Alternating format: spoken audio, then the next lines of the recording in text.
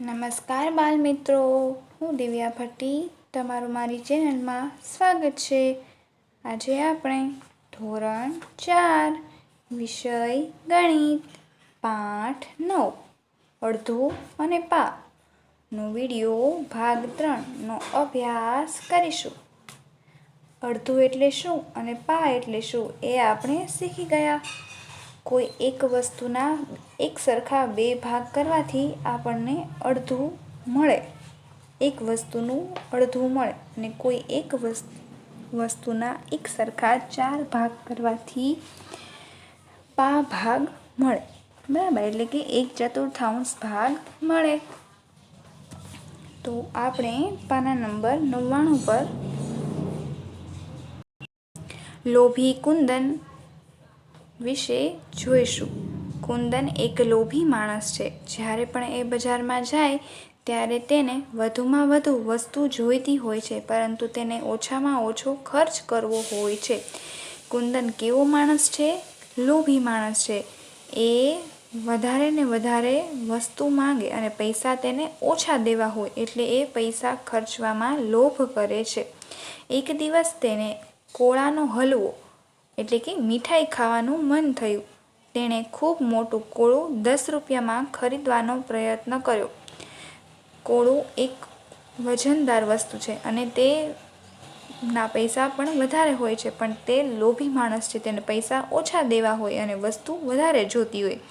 એટલે પ્રથમ દુકાનદારને તેણે ભાવ પૂછ્યો કે કોળાનો ભાવ શું છે. 10 રૂપિયામાં તેને કોળું ખરીદવું હતું. તો પહેલું કોળું વેચનાર કહે છે, આ કોળાનો ભાવ 1/4 ભાગની કિંમત 10 રૂપિયા છે. આખા કોળામાંથી એક કોળાના એક સરખા 4 ભાગ કરીએ એટલે 1/4 એટલે કે પા ભાગ મળે. એક કોળાનો ચોથો ભાગ મળે. એટલા ભાગના રૂપિયા 10 રૂપિયા થાય. એમ 1/4ના 10 રૂપિયા એ ભાવે તને કોળું મળે. તો તેના પરથી આપણે આખા કોળાની કિંમત શોધવાની છે. બાળમિત્રો, જો 1/4 ભાગનું કોળું ખરીદવા માટે તેને 10 રૂપિયા આપવા પડે, તો જો એને આખું કોળું જોતું હોય તો તેને કેટલા રૂપિયા આપવા પડે? તો 1/4 ભાગના ગુણ્યા 4 કરી દઈએ. 10ને ગુણ્યા 4 કરવાના, કેમ કે એ ચોથા ભાગની કિંમત છે. તો 10 ચોક 40, તો 40 રૂપિયા થાય. અને આપણે બીજી રીતે પણ ગણતરી કરીએ અને તે સમજીએ. જુઓ બાળમિત્રો,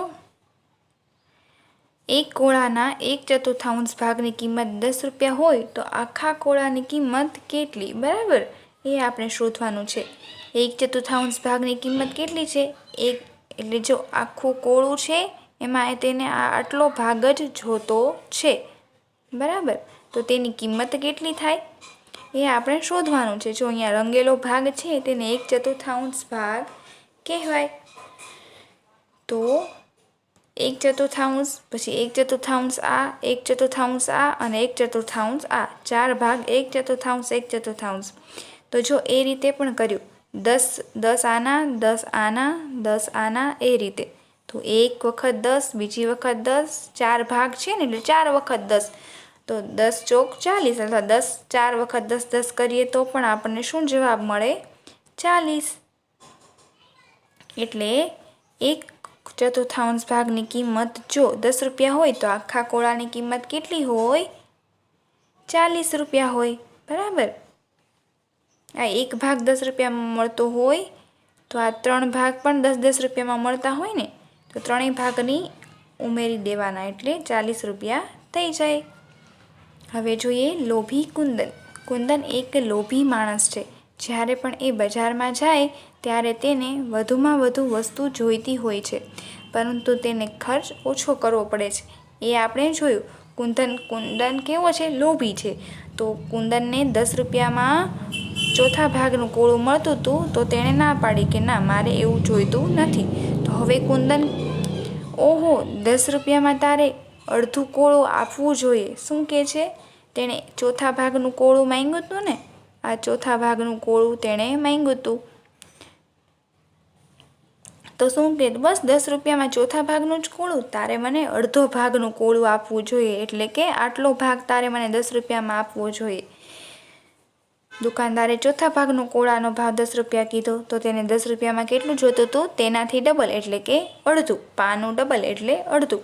પહેલું કોળું વેચનાર શું કહે છે? આ કોળું વેચનાર તેને શું કહે છે?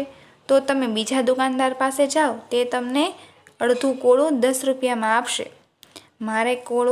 મારી પાસે કોળું સારામાં સારું ગુણવત્તાવાળું છે, ખરાબ વસ્તુ હું રાખતો નથી. એટલે શું કીધું કે તમે બીજા દુકાનદાર પાસે જાઓ, મારા પાસે આ ભાવમાં ભાગનું જ કોળું મળશે. તમને બીજા દુકાનદાર અડધું કોળું આપશે. પછી કુંદન બીજા દુકાનદાર પાસે ગયો એટલે તેટલા જ માપનું કોળું શોધવા માંડ્યો. અને પછી આ કુંદન બીજી દુકાનદાર પાસે ગયો અને 10 રૂપિયામાં પૂછ્યું કે 10 રૂપિયામાં કેટલું કોળું મને મળશે? તો બીજું કોળું વેચનાર કે અડધું કોળું તમને મળશે. તો બીજા એને જોતું હતું તો અડધું જ કોળું ને, તો એ બીજા દુકાનદાર પાસે ગયો એટલે એણે કીધું કે તમને 10 રૂપિયામાં અડધું કોળું મળે. તો હવે જો 10 રૂપિયામાં અડધું કોળું મળતું હોય તો આ સંપૂર્ણ કોળાનો ભાવ શું થાય? પહેલાં 10 રૂપિયામાં આ ભાગ જ મળતો હતો, હવે 10 રૂપિયામાં આ બંને ભાગ મળે છે, બરાબર? તો આખું કોળાનો ભાવ કેટલો થાય એ આપણે શોધવાનો છે. તો ચાલો સમજીએ. જો એક કોળાનો ભાવ અડધા ભાગની કિંમત 10 રૂપિયા હોય તો સંપૂર્ણ કોળાનો ભાવ ખાલી જગ્યા થાય, બરાબર? કોળોના 1/3 ભાગ 10 રૂપિયામાં, તો અડધો ભાગ વત્તા અડધો ભાગ, બરાબર? આના 10 રૂપિયા આ ભાગના અને આ ભાગના 10 રૂપિયા, 10 ને 10 કેટલા થયા? 20. તો આપણને આ કોળા કેટલા રૂપિયામાં મળે? 20. જો અડધો ભાગ કોળાનો 10 રૂપિયામાં મળતો હોય તો આખું કોળું આપણને 20 રૂપિયામાં મળશે. હવે 3/4 કોને કહીશું બાલ મિત્રો? 10 રૂપિયામાં હવે તેને 3/4 ભાગનું કોળું જોતું હશે એટલે એને પોણો ભાગ કહીશું. એક ભાગ રંગેલો હોય એટલે કે એક ભાગ જો જોતો હોય તો તેને પા કહેવાય, 2 ભાગ હોય તો અડધું કહેવાય અને 3 ભાગ હોય તો પોણો ભાગ થાય. એટલે હવે જો દુકાનદાર તેને 10 રૂપિયામાં અડધું કોળું આપવા તૈયાર છે ને, તો ત્યાં એને વધારે લાલચ લાગી, વધારે લોભ થયો કે એ દુકાનદાર જો મને અડધું કોળું આપતો હોય તો એની પાસે હું આ પોણું કોળું માંગું, 3/4 ભાગનું કોળું માંગવું, આ ભાગ નહીં. તો શું કહે છે દુકાનદાર? હવે તમે મને 3/4 ભાગનું કોળું આપો, આ ભાગ નહીં. એ રીતે આપણે હવે આગળ સમજીએ. જો કુંદન, ઓહો, કેમ તું મને 3/4 ન આપે? પહેલા દુકાનદાર પાસે તેણે શું પૂછ્યું હતું કે તમે 10 રૂપિયામાં કેટલું મને કોળું આપશો? તો એણે શું કીધું? ભાગનું, બરાબર? 1/4 ભાગનું કોળું તમને મળે. પછી ત્યાંથી એને વધારે લાલચ લાગી તો કે તું મને અડધું કોળું આપ. તો તેણે શું કીધું? બીજા દુકાનદાર પાસે જાઓ. બીજા દુકાનદાર પાસે ગયા તો 10 રૂપિયામાં કેટલું કોળું મળશે? તો કે તમને અડધા ભાગનું કોળું મળશે. તો તેને ત્યાં પણ વધારે લોભ થયો, તેને 3/4 ભાગનું કોળું જોતું હતું.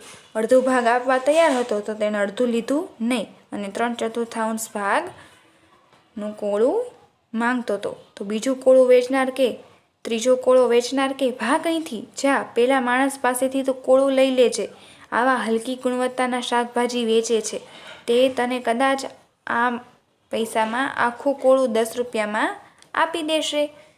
એટલે શું કહે છે? સાવ તને મફતના ભાગમાં આખું કોળું આપશે, પણ કોળાની ગુણવત્તા સારી હશે નહીં. એ બધા હલકી ગુણવત્તાના શાકભાજી વેચે છે. લાલચુ કુંદન ત્રીજું કોળું વેચનાર પાસે ગયો. તેણે તેના જેવું જ કોળું જોયું અને પૂછ્યું, તું મને આ કોળું 10 રૂપિયામાં આપીશ? અને શું કીધું? આખું કોળું જોઈ ગયો અને કેવું જોયું તું? હલકી ગુણવત્તાનું, સાવ ખરાબ હોય એવું. અને શું કહે છે એ દુકાનદારને? 10 રૂપિયામાં તું મને આખું કોળું આપી દઈશ? એટલે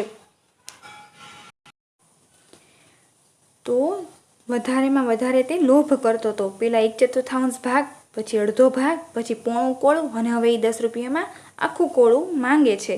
ત્રીજું કોળું વેચનાર કે તું પહેલાં છાપરા પર જ ચડી જા. કેમ નથી ચડી જાતો? તને ત્યાં વેલા પરથી ઘણા બધા કોળા તદ્દન મફત મળશે. તું સીધું એવું કર, છાપરે ચડી જા અને વેલામાંથી સીધું કોળા ક્યાં થાય? વેલામાં ઉગે. એ તું વેલા ઉપરથી મફતમાં કેળું કોળું તોડી લે છે. કુંદન ખુશ થઈ ગયો. તે ઘરના છાપરા પર ચડવા લાગ્યો. ઘરના છાપરા પર ચડે તો ઘરના છાપરા ઢાળવાળા હોય. તે ચપ્પલ પહેર્યા હતા એટલે તે તેના બાથથી લસરી ગયો અને ધડામ દઈને નીચે પડ્યો. કોળું પણ તેની પર પડ્યું અને તેને વાગ્યું. એટલે વધારે લોભ કરવાથી શું થાય તે આપણે સમજ્યા. લોભ કરાય નહીં. આ રીતે કોઈ એક વસ્તુનો 1/4 ભાગ એટલે આ, અડધો ભાગ એટલે આ, પોણો ભાગ એટલે 3/4 ભાગ. બરાબર. આ રીતે આપણે સમજ્યા.